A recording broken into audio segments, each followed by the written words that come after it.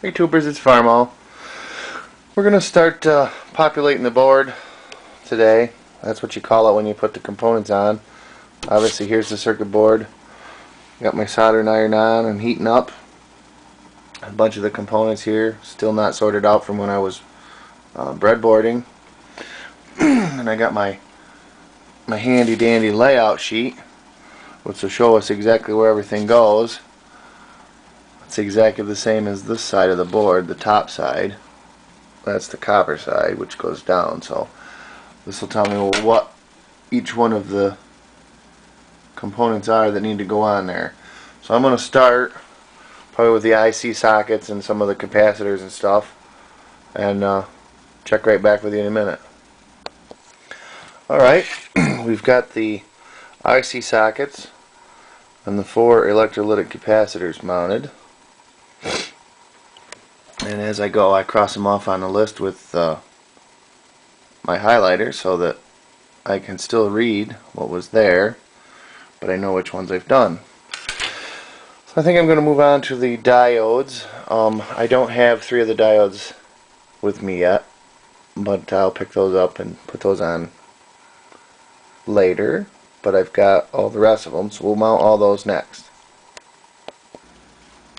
Now we've installed all the 1N4148 small signal diodes and soldered the backs and clipped them off flush or near flush. Make sure when you put diodes in, if you build a project like this, that you pay attention to the end with the little band on it. That always has to point in the correct direction. On the layout drawing, there's also a banded end to show you which way it has to go. And if you look at the print, the end with the line, if you can see that, there's a triangle with a line. The line is the end with a band on it. So now I'm going to move on and probably put in the transistors. Alrighty, now the 20 transistors are mounted. These have a flat side on them, and they have 3 legs, and they have to go in the right direction. The 3 legs are the emitter, the base, and the collector.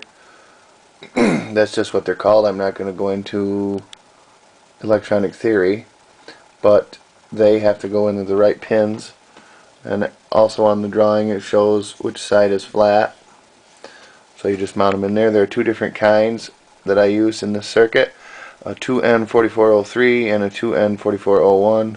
Obviously they have to be in the right locations or they won't work. So now we're going to go on to the resistors. Okay, I got all the resistors mounted. There are 44 of them, and that's what it looks like now. And that's basically where I'm going to stop now. I got to get some more parts, and but you get the basic idea how you lay it out. I like to leave the transistors up off from the board quite a bit, and just be sure you observe polarity. Capacitors like these have polarity. They're marked. You can see right there, minus and minus. This leg is minus underneath, and the transistors have flats, like I already said. The diodes have a band on them. The resistors are marked also, but they're a little bit different. They don't matter which way they go in the circuit. I like to try to keep all of them facing the same direction. But they have 4 colored bands on them. I don't know if the camera can pick that up, if it'll focus. But this one right here, red, red, red, gold. I like to keep all the gold bands going the same direction, just so that it looks more uniform. But those colors signify what the value of that is. And each one is different.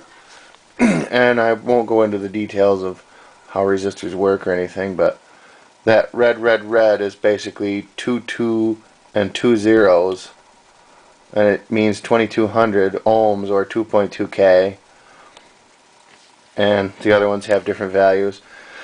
But that's basically it. That'll conclude this little series for designing and laying out and populating a circuit board at home. So there's a look at the trace side again. And there's a look at the component side. And there's my crossed off sheet. So thanks for watching, and as usual, if you have any questions or comments, please leave them.